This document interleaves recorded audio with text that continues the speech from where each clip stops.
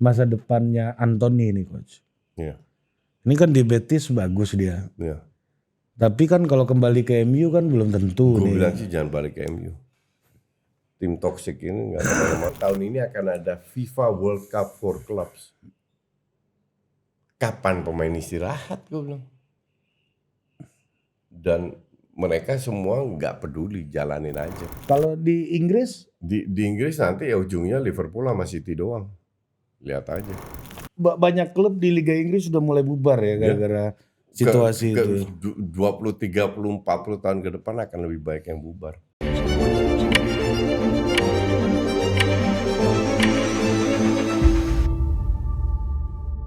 Nah, ini selanjutnya yang juga menjadi seringkali jadi pembahasan tuh masa depannya Anthony nih coach. Iya. Ini kan di Betis bagus dia. Iya. Tapi kan kalau kembali ke MU kan belum tentu Gue nih. bilang sih jangan balik ke MU. Tim toxic ini nggak kemana-mana ya. Gue bilang Anthony harus tetap stay di Betis atau di Spanyol. Klub yang bisa beli dia. Karena dia jauh kelihatan lebih happy. Cuacanya, budayanya, makanannya lebih happy daripada di Manchester.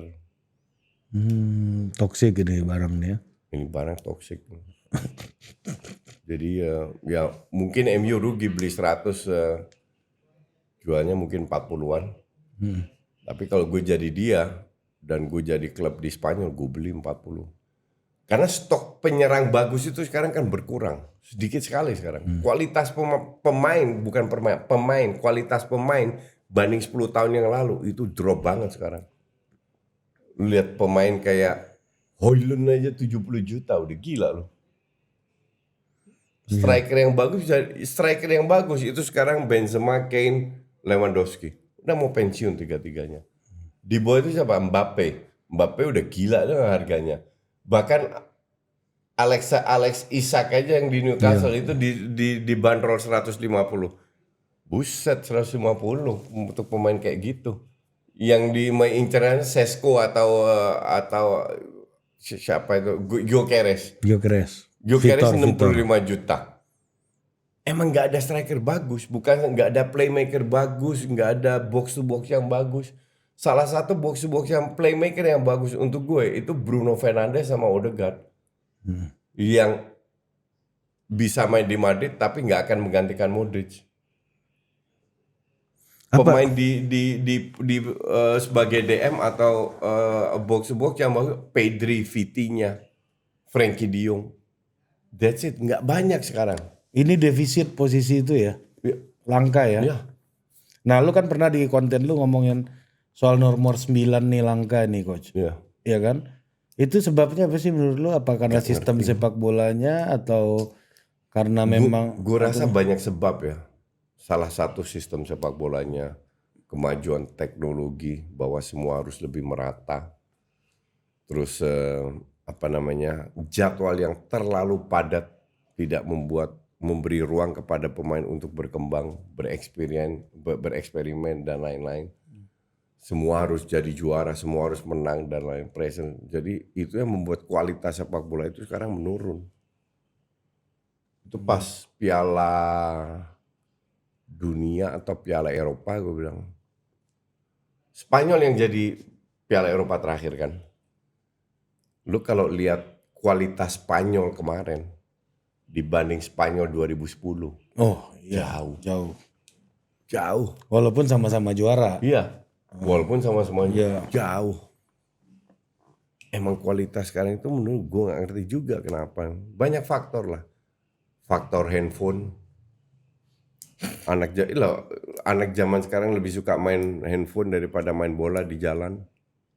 Faktor fasilitas tadi Pak off air tadi Pak Bambang bilang nggak ada lapangan lagi, ya bener. Dan itu bukan di Indonesia, di Belanda pun sama berkurang. Lu lihat timnas Brasil sekarang dibanding Brasil 10 tahun 15 tahun yang lalu, nggak ada upil-upilnya nih timnas Brasil sekarang. Iya. Ini kan menyedihkan banget. Emerson Royal aja pemain inti kata lu. Bisa jadi starter, gila pemain kayak gitu. Di Milan aja nggak starter dia. Di mana-mana dibuang. Iya.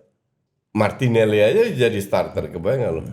Jadi emang kualitas semua itu menurun. Itu banyak faktor dan itu apa ya? FIFA, UEFA nggak pernah peduli dengan itu.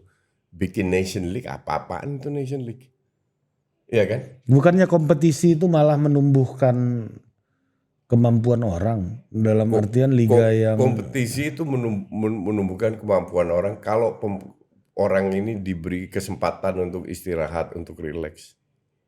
cuma kan Man ada rileks. tapi kan bisa aja lo kompetisi Piala Ciki lu turunin lapis 2 lu kan jadi punya experience dia. Cuman nggak dilakukan.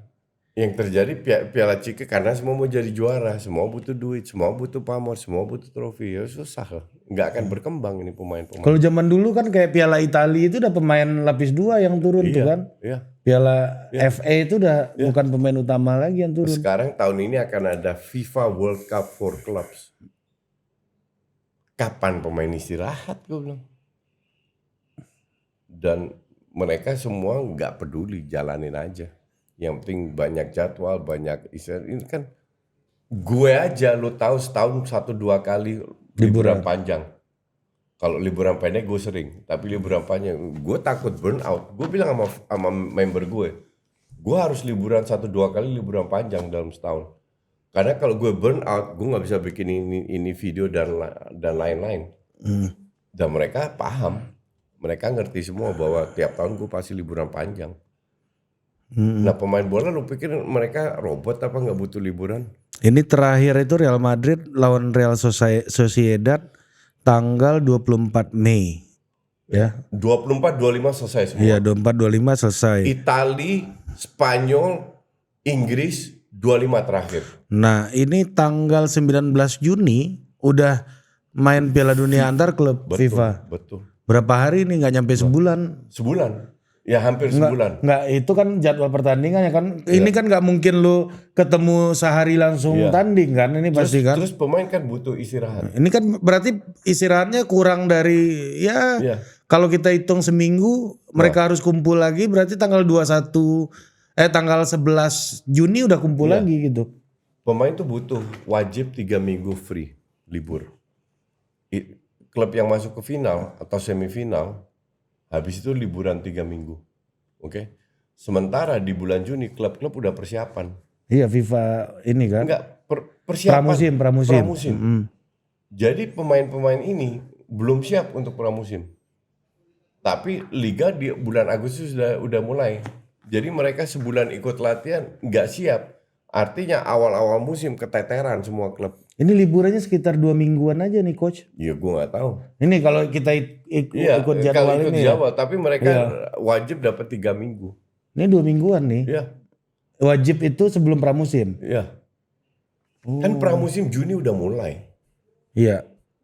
Sementara belum mereka klub-klub besar yang ke Asia lah, ke Amerika lah cari duit. Persiapannya sangat mepet. Itu nggak sehat juga. Dan itu rentan cedera juga kalau jadwal terlalu padat. Pada saat terlalu banyak yang cedera, kualitas menurun. Itu yang Rodri kritik langsung dia. Itu udah bertahun-tahun gue kritik. Maka dari itu dibanding pemain-pemain 10-15 tahun yang lalu, pemain sekarang mah lucu ya. Menang di harga doang. Iya. Iya benar. Gitu. Nah, ini berarti memang udah parah banget nih ya. Parah. Lu setahun liburan cuma 2 minggu loh. Iya. Parah banget kan. Dan reguler itu sebulan kan weekend lu harus bertanding. Dan semua fans klubnya berharap pemain yang musim lalu bagus. Tiap musim main bagus terus.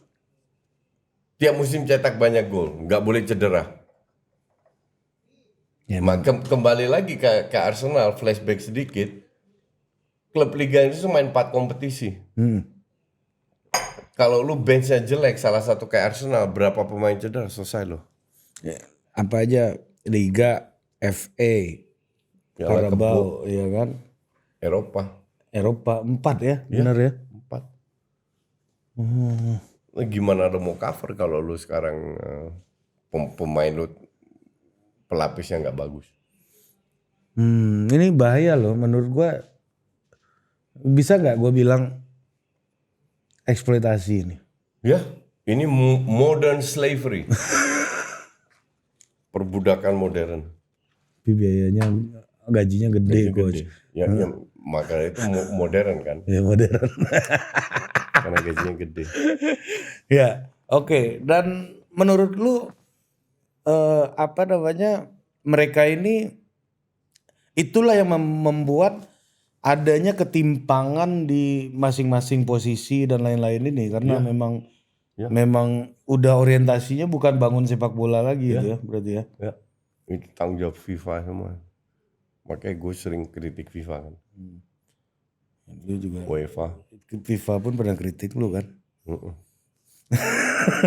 Bagus lah saling mengkritik.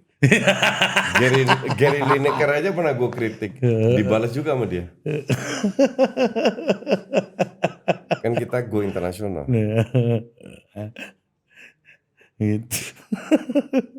Tapi maksud gue gini coach, apa namanya dulu itu gue ingat tahun 2007 waktu Milan juara Liga Champion itu salah satu yang disorot adalah Milan Lab. Itu berhasil untuk membuat Paolo Maldini yang umurnya 34 tahun, ada waktu itu Nesta umurnya udah 33 tahun segala macam masih bisa main di performa terbaik. Ya pemain-pemain senior ini. Kan harusnya dengan kemajuan teknologi dan ilmu pengetahuan juga persoalan ini kan harusnya bisa terpecahkan dong. Ya, memang kalau lihat sekarang pemain-pemain ini lebih tua umurnya. Biasanya 33 sudah pensiun kan, sekarang 34, 35, 36 udah pensiun. Betul itu. Cuman namanya manusia, gerakan itu kan tetap jadi lambat. Kualitas lu di usia 24 sama 35 kan beda. Maka dari itu gue bilang, ya kita lihat diri kita sendiri lah.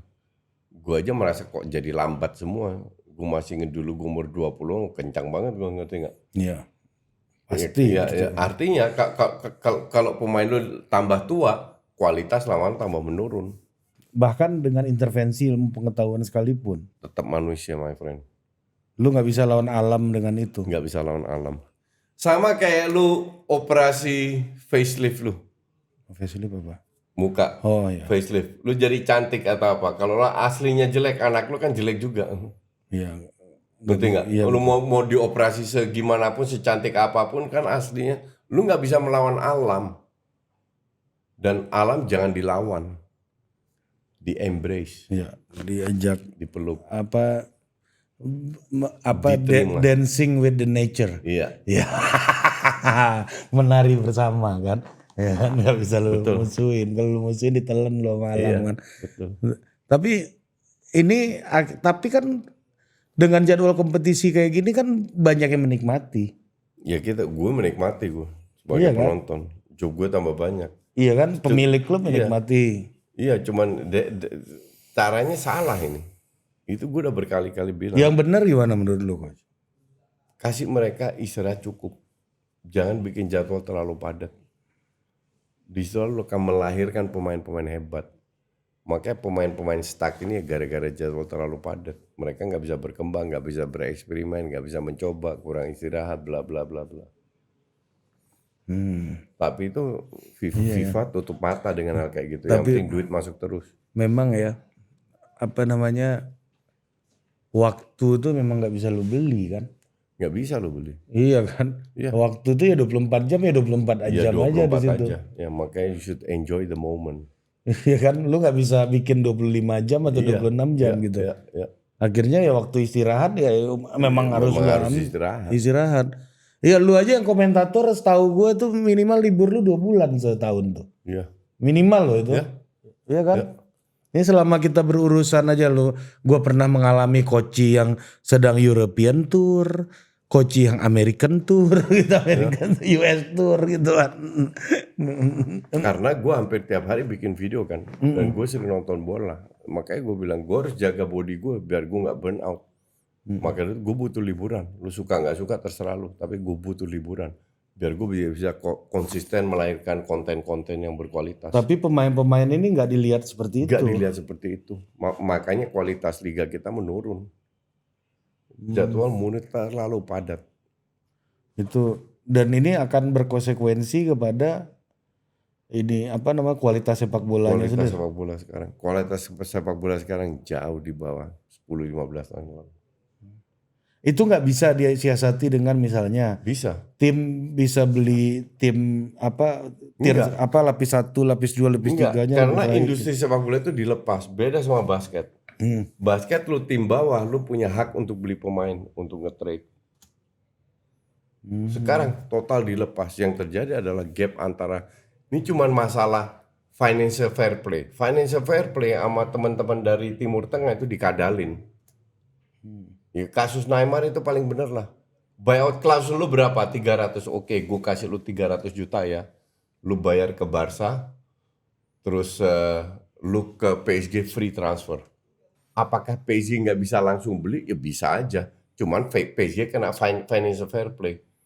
Jadi tujuan apa? Gue bayar lu 450 juta, 150 buat lu sebagai dutanya Piala Dunia di Qatar. 300 lu bayar ke Barca. Kan udah gila nih. Kalau lihat buyout klausul sekarang, Lamine Yamal 1M, Pedri 1M. Ya untuk menghindari hal-hal kayak begitu. Jadi aturan financial fair play pun bisa dikadalin.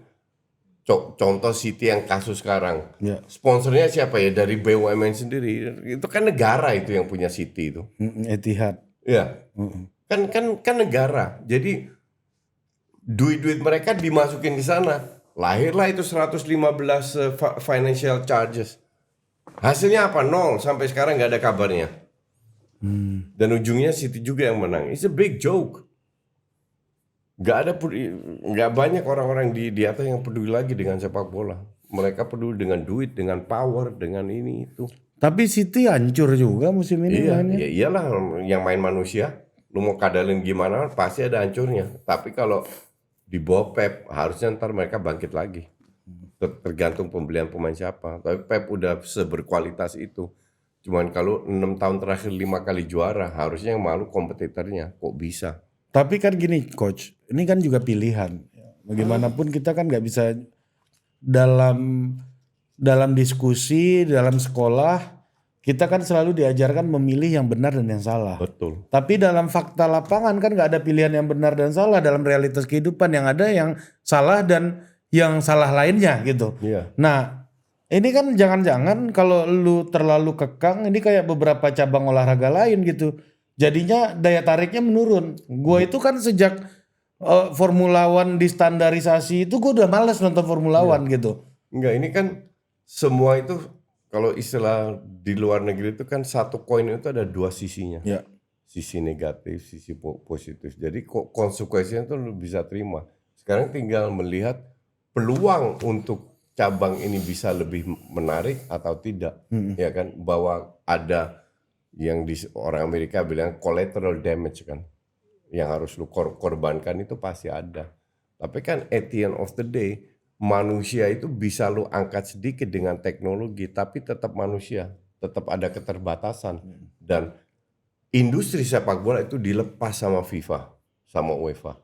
Lu punya duit ya lu beli, terserah lu atur aja duitnya berapa. Yang terjadi kan gap Disparitasnya antara tinggi. klubnya, makanya di mana-mana yang bersaing ya klub-klub itu aja, yang duitnya banyak.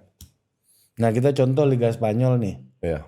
Mungkin nggak sih dominasinya Barca dan Madrid itu dihantam dalam relatif, kalau satu musim doang kan udah biasa terjadi. Iya. Misalnya ada hegemon baru muncul tuh mungkin nggak menurut lu? Enggak kecil. Karena TV rights-nya Barca sama Madrid boleh nego sendiri, yang lain dibagi. Kecil. Sangat kecil. Agak nggak mungkin muncul hegemon lain. Ada sekali-sekali karena ATM juara. Iya. Kalau dua-dua lagi jeblok itu bisa aja. ini penyegaran aja tuh ya. Iya. Kalau di Inggris Di Inggris nanti ya ujungnya Liverpool sama City doang. Lihat aja. yang lain selang-seling. Iya. Tapi dulu waktu MU Dulu. Itu kan industri sepak bolanya beda. Sekarang lebih dilepas, lebih negara bersaing sama private. Susah lo menang. betul. Negara tarung sama private itu masalahnya ya. Iya. Yang lu lawan negara ini mau gimana kan? Maka dari itu kualitasnya pelatih itu penting. Itu kita harus hargai, slot masuk langsung jadi juara. Oh, lu akan ngelihat nih Liverpool City selang-seling, yang lainnya ini ganti-gantian. Berapa tahun ke depan ya? Karena gue lihat manajemen Liverpool ini bagus. Mereka baru beli Frimpong 35 juta. Nggak ada yang kepikiran ke sana. Dari Leverkusen. Ya. Padahal itu saran lu untuk MU sebenarnya ya. Iya. Beli Frimpong kan. MU nggak ngerti lah, MU parah banget manajemennya. Toxic ini tim. Nah, kita masuk ke soal fanatisme, kultur, dan tradisi nih Coach. Ada hal yang membuat gue agak tersentak. Ada seorang komedian ya, Bang Ricky Malau namanya, kalau lu pernah lihat. Dia itu seniman lah. Waktu dia lihat anak gue pakai baju Barca, main bola pakai baju Barca kan, Lamine Yamal kan. Ya. Terus dia bilang, lu gagal jadi bapak. Karena anak lu nggak dukung AC Milan. kata Ricky Malau ke gua gitu. Nah ini tradisi kan di Eropa sebenarnya. Bagaimana bahwa preferensi klub sepak bola itu diwariskan gitu ya. Iya. Nah fanatismenya lebih nggak hanya terjadi hari ini. Ya. Cuma terjadi dari generasi juga itu sudah dimulai dari generasi sebelum lu. Ya. Dan lu mewarisi tradisi yang nggak ada surat wasiatnya. Ya. Dan lu nggak tahu kenapa lu dukung klub tertentu gitu ya. Menurut lu dengan situasi kayak sekarang, dengan munculnya klub-klub superpower ini, soal tradisi ini juga akan menjadi terancam juga nggak Coach? Iya. Ya. Kembali ke kemajuan teknologi, gue suka yang lu bilang karena gue besar di Utrecht. 80-90% penduduk Utrecht yang suka bola itu dukung FC Utrecht. Oke. Dan itu turun menurun. Jadi anaknya dibawa dari bayi udah nonton FC Utrecht terus Ke stadion. Iya. Jadi lama-lama suka nggak suka. Tapi zaman sekarang contoh paling bagus itu anaknya Beckham. Anaknya Beckham itu dukung Arsenal. Ngerti nggak? Kenapa? Karena anak zaman sekarang didukung oleh handphone, teknologi yang maju, di mana pemikiran mereka lebih terbuka. Mereka lebih gampang tersentuh dengan realita yang ada sekarang, termasuk di sepak bola. Dulu kalau lu bawa anak lu ke stadion Persija, yang mereka tahu kan Persija terus. Tapi sekarang anak lu mungkin taunya Persib, ada Persebaya atau apa. Mereka suka di mana ya terserah anak masing-masing. Nah kebetulan di dalam kasus lu, anak lu suka Barcelona, walaupun lu AC Milan. Dan ini lama-lama akan terjadi seperti itu. Jadi keturunan legacy yang tidak tercatat ini lama-lama akan terancam. Ya gara-gara kemajuan teknologi. Gimana? Itu tapi ada kayak teman gue tuh Mas Putut ya, yang punya mojok.co itu, anaknya AS Roma juga. Dia AS Roma itu, tapi bisa terjadi. Tapi kalau dulu mungkin peluangnya lebih kecil. Betul. Nah sekarang menurut lu itu baik nggak dalam perkembangan kan sepak bagian bola? dari demokrasi. Kalau enggak itu kan pencucian otak dari kecil. Jadi ideologis, dogmatis kan. Iya. Bagus lah kayak begitu. Tapi pertanyaan gue sebenarnya, apakah itu nggak mengancam klub-klub kecil ini semakin ditinggalkan oleh generasi selanjutnya? Itu loh poinnya. Betul, iya. Ini kan sebenarnya tadinya bokap gue beli, ini kayak gini nih Coach. Temen gue itu agen koran. Ini customer dia udah mati satu persatu, anaknya nggak ngelanjutin gitu kan, udah hilang semua ininya. Gitu kan. Benar, akan terancam itu ya karena kembali lagi yang bertanggung jawab siapa ya? FIFA. Karena FIFA melepas semua, nggak ada batasan pembelian pemain sehingga yang kaya jadi kaya dan yang kaya bisa ngatur dengan TV sehingga mereka sering tampil di TV dan pada saat mereka sering tampil di TV akan ditonton oleh banyak anak-anak. Kalau mereka punya duit kemungkinan besar mereka juara akan lebih besar. Jadi anak-anak generasi sekarang lebih mendukung tim-tim besar. Ya. Nah, nanti 20-30 tahun lagi pendukung Millwall atau Tranmere itu. Rovers atau apa itu akan jauh berkurang. Terus siapa pendukung mereka nanti? Ya mungkin akan bubar. Iya itu maksud gua. Karena sekarang udah ada berapa klub Inggris yang bubar. Karena nggak ada penonton, nggak ada income apa ya gara-gara itu. Gara-gara kemajuan teknologi kan nggak bisa kita hindari. Sekarang kan udah dekat semua dengan realita. Bahkan tadi Budi kirim aja, gue ngomong so asik lo dalam 4 bahasa itu pakai AI. Iya. Kan edan itu. Lo bahasa Arab pula lo kan. Kalau lo bahasa Belanda itu sangat mungkin kan. Bahasa Mandarin, mana sejak kapan gue bisa bahasa Mandarin? Ya kan? Itu kan kemajuan teknologi yang kita nggak bisa hindari. Ya kita harus embrace. Which is good karena kedepannya mungkin gue akan memanfaatkan teknologi itu untuk bikin konten dalam bahasa Inggris, gue sebarkan keluar, atau bahasa Thailand atau bahasa Vietnam. Tapi kan problemnya gini, apakah ini aspek fairness dalam sepak bola semakin hilang? Gak ada. Hidup ini mana ada fairness? Satu naik Ferrari, satu naik Avanza, apa fairnessnya? Kalau orang bilang hidup is fair ya salah besar. You have to take care of yourself. Lu usahakan diri lu sendiri fair, tapi jangan berharap orang lain fair terhadap diri lu. Itu agak naif itu. Dunia keras, my man. Dunia keras, absolutely. Tapi itu banyak klub di Liga Inggris sudah mulai bubar ya gara-gara situasi itu. 20, 30, 40 tahun ke depan akan lebih baik yang bubar. Menurut lu bagus buat sepak bola itu? Ya enggak. Sepak bola itu kan dari rakyat untuk rakyat. Jadi harusnya yang dari desa-desa harus bisa menikmati juga. Tapi ya memang perkembangan teknologi sama FIFA juga dibuat sedemikian rupa sehingga yang punya fans banyak itu klub-klub besar. Bahkan itu solidarity fee itu nggak cukup ya buat Gak itu. cukup lah. Ada.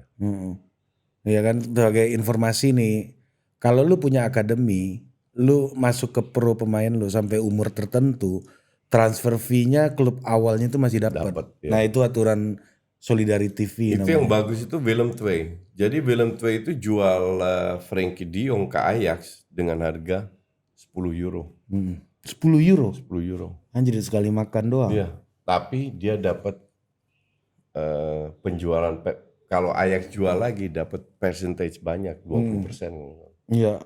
Oh ininya, solidarity fee-nya. Dia jual 80 juta ke Barcelona, Willem II dapat. Nah maksud gua dengan cara itu masih mungkin nggak klub-klub ini bisa survive? Akan sekali-sekali, tapi jarang. Sekali-sekali jackpot aja. Sekali-sekali jackpot kayak Frenkie de Jong. Kayak judi aja ya itu ya. Iya, bener. Bener, sekali-sekali jackpot. Kalau judi itu kan lu harus datang ke tempat judi itu kan dengan kesadaran lu akan kalah kan? Iya. Sama kayak gini, gue kan sering ke Las Vegas ya. Tiap kali gue ke Las Vegas, gue sering nonton sulap. Terakhir gue nonton David Copperfield dan itu keren banget. Masih aktif beliau ini. Wah keren banget sulapnya. Tapi lu kan bayar untuk dibohongin. Jangan lu berpikir masuk ke dalam itu lu akan memecahkan trik sulapnya aja. Iya. Jadi nggak nikmatin jadinya. Jadi memang manusia begitu, lu datang untuk dibohongin. Manusia kadang suka dibohongin. Kalau gue suka dibohongin kan dalam bentuk sulap. Iya kan? Cuman banyak orang-orang hal yang udah tahu itu salah tetap mereka lakukan. Ya sama kayak kasus bencana di negara kita lah, judol lah. Kan edan itu, gue baru shock kalau gue dengar berapa puluh triliun perputaran judol. Kaget gue bener-bener shock. Tapi mereka tahu, tapi tetap ya, lu nggak akan menang. Lu tetap keluar duit terus. Lu nggak akan menang, tapi tetap mereka lakukan itu. Harusnya solusinya judul nih judi offline ya. Ya. Enggak bercanda. Itu topik yang berbeda. itu topik total politik gitu. Ini total football ya. Itu jokesnya Budi ke Budi Ari di acara coach.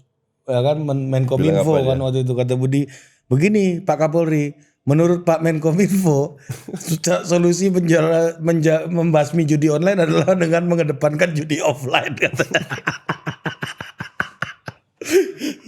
Tetap judi gitu. Tapi itu bercandaan tuh, jokes. Nah ini terakhir nih gue mau menanyakan suatu hal yang menurut gua juga jadi problematika ya dalam kehidupan, terutama orang-orang yang mau jadi profesional. Gue mau balik ke tema awal lagi gitu. Ya. Ini untuk orang yang punya mimpi di sepak bola hari ini, Ya. lu ingin apa yang menurut lu hal yang basic yang harus mereka punya gitu. Baik itu nanti dia mau jadi pemain atau jadi apapun gitu. Apa yang paling basic menurut lu? Passion, kecintaan untuk olahraga ini. Itu paling basic. Pada saat lu punya benar-benar kecintaan terhadap olahraga ini, lu akan bangun. Gue itu sering dapat DM ya di IG. Itu banyak yang tanya gimana jadi pelatih, gimana jadi ini. Mereka nggak bisa berpikir bahwa sepak bola ini banyak kuenya. Yang dipikir cuma pelatih, pemain ikut SSB, mau sekolah di luar negeri, latihan di luar negeri. Lu pikir lu latihan di luar negeri bisa jadi pemain profesional apa? Kalau lu nggak punya bakat ya nggak punya bakat. Face it. Sama kayak gue. Dulu waktu kecil juga pengen jadi pemain profesional. Nggak bisa karena bakat gue kurang dibanding Belanda-Belanda yang lain. Ya kan? Ya udah. Gue Udah cari dari- mulainya telat gitu kan. Iya, udah mulai telat. Jadi ya gue fokus ke hal yang lain. Buktinya gue tetap aktif di dunia sepak bola puluhan tahun. Santai ya, hidup juga kan. Tenang juga hidup gue kan. Malah lebih gede dari yang beneran. Lu itu kan sadar gak sih lu, strategi itu. coach, orang sepak bola beneran ini kalau lihat lu ini merasa terancam, itu sadar gak sih lu? Maksudnya nih gua dikatain nih sama Koci nanti nih Gua gua nggak ngancam gua apa-apa. dikritik nih nanti sama Koci gitu loh. Padahal kan lu juga nggak pernah jadi pemain pro gitu loh. Enggak. Tapi kenapa mereka bisa ya gue pernah dengar lah dari beberapa pemain bola pro gitu ya. Enggak, kan untuk gue itu agak lucu. Jadi lu kalau mau kritik presiden lu harus jadi mantan presiden dulu kan enggak. Semua orang boleh mengkritik presiden, sama juga semua orang boleh mengkritik pemain bola. Masa lu jadi pemain bola harus pemain pro? Ya sama aja gue putar balik. Ya, apakah lu mau kritik presiden harus jadi mantan presiden dulu? Enggak sih. Itu Exactly. hak setiap warga negara. Exactly. Iya ya. Kenapa kritik pemain bola nggak boleh hak semua warga negara? Itu Emang di Inggris pemain bola dikritik sama mantan pemain doang? Kan enggak, banyak wartawan juga yang kritik kalau main jelek. tapi kan validitasnya lu bukan pemain bola kan dipertanyakan. Iya kan sepak bola itu kan permainan simple. Emang lu nggak bisa lihat kan kembali lagi lu nggak percaya gue ya terserah lu, hak lu kok. Nggak ada gue suruh paksa orang untuk percaya gue. Tapi ini pendapat gue tentang pemain ini, klub ini dan lain-lain. Dan lu tadi sudah sebut bahwa gue banyak benernya. Iya, itu kan gua mau ngasih shock terapi dulu buat kawan-kawan nih kan. Ini pengalaman gua yang berurusan sama lu. Lebih banyak benernya, ya kan? Tapi lu nggak khawatir tuh Apa? dianggap sebagai komentator Nggak apa-apa, abal-abal. nggak peduli gue. Mereka punya hak untuk memberi pendapat tentang diri gue punya hak untuk mengabaikan pendapat mereka. Ada nggak yang masuk akal menurut lu pendapat mereka? Lebih banyak enggak. Itulah kawan-kawan ya. Cuma itu kan maksud gua akan ada orang-orang yang merasa, selalu akan ada orang-orang yang merasa Pasti. terancam kalau lu Pasti. bergerak terus kan. Iya. Kalau nggak ada yang terancam sama lu berarti lu nggak gerak kan gitu. Dan pergerakan gue ntar dibantu sama lu juga kan, kita punya mimpi yang sangat jauh. Ya tinggal tunggu aja mereka ntar pergerakan kita apa. Gitu kawan-kawan ya. Nah, berarti yang bisa mengkritik YouTuber juga nggak harus jadi YouTuber dulu. Iya, betul. Ya, yang penting lu punya argumen yang bagus, menurut kita ya bisa ya ini kan ilmu meyakinkan orang sebenarnya ya. Betul. Maksud gua banyak yang nggak suka sama lu misalnya bukan hanya kritik tapi gua mencoba meyakinkan lu, coach, ya, bahwa ini yang gua omongin lebih baik. Kan harusnya begitu tuh. Iya. Ya kan ini seni persuasi kan sebenarnya kan. Iya. Kalau hantam-hantaman gitu kan juga karena lihat background atau lihat apa namanya adu-adu masa lalu ini juga nggak sepenuhnya sehat gitu loh Iya menurut gua. betul. Heeh. Tapi ya. Akhirnya kita nggak lihat substansi gitu. Iya betul. Ya kan? Tapi itu semua orang punya hak sendiri kan. Iya. Tapi lebih menarik kita masuk ke area substansi. Iya. Jadi kalau lu punya ilmu, kalau lu punya handphone satu, gue punya handphone satu, kita ketemu handphone kita tetap satu-satu. Iya. Cuma kalau lu punya ilmu satu, gue punya pandangan satu, gue pulang bisa bawa 2 pandangan, lu pulang bisa bawa 2 pandangan, kan harusnya kan kayak begitu Harusnya kan? begitu. Bener. Harusnya kayak begitu. Tinggal diskusi aja kan. Ya adu-adu masa lalu yang sebut tiap orang punya masa lalu yang Cuman berbeda-beda. kalau orang udah bawa pribadi ya malas lah gue. Lu lebih milih untuk nggak nanggepin. Gak nanggepin. Nah ini yang perlu nih coach, buat yang muda-muda nih, mana yang harus lu tanggepin, mana yang enggak. Karena kalau lu tanggepin semua lu nggak maju juga, lu nggak pernah Buang tanggepin juga lu nggak kemana-mana juga kan. Kalau lu nggak pernah menanggepin omongan orang gitu, Lu mana ya? tanggepin pada saat lu merasa dia benar tapi beda pendapat. Tapi ada substansinya. Lu tanggepin. Itu gue pun juga lakukan. Tapi kalau cuma nyinyir, nyerang pribadi atau apa enggak. Nah gimana memilahnya antara dua itu? Lu harus tahu sendiri lah. Lama-lama kalau lu sering melakukan itu lu akan tahu sendiri. Kalau misalnya kritik yang akan lu tanggepin tuh yang kayak apa? Misalnya gue mengkritik lu nih. Kritik tentang yang menurut gue itu bisa terjadi tapi ada solusi yang lebih bagus. Jadi kritikan lu itu benar. Cuman ada yang lebih bagus lagi. Iya. Nah itu lu tanggepin. Contoh, misalnya orang mengkritik lu jangan ngatain pemain bola itu aset kita segala macam. Nah, itu make sense. Lu aku itu juga. Itu make sense. Dan Itu lu gua bukan akui. orang yang merasa besar kepala dan nggak mau minta maaf juga kan? Gue 2 kali gue minta maaf di depan itu nggak ada salahnya. Gue juga manusia, gue bikin kesalahan.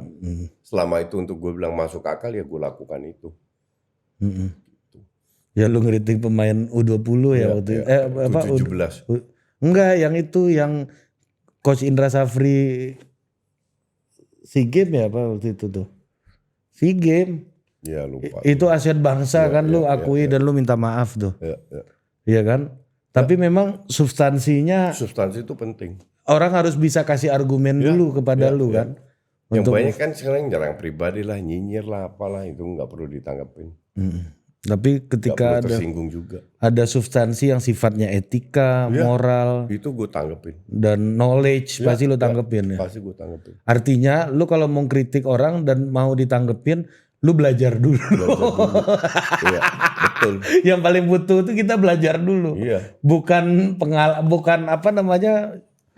adu-adu background gitu enggak kan, bukan adu-adu masa lalu, tapi bisa aja orang punya masa lalu jadi pro player tapi enggak punya argumen. Betul. Pakai sentimen aja gitu. Pakai sentimen. Itu nggak perlu ditanggepin. Dan jangan takut untuk mengkritik presiden tanpa menjadi mantan presiden. Ini anak abah seneng banget sama lu nih hari ini. Oke, sampai jumpa lagi di Authority berikutnya. Dah.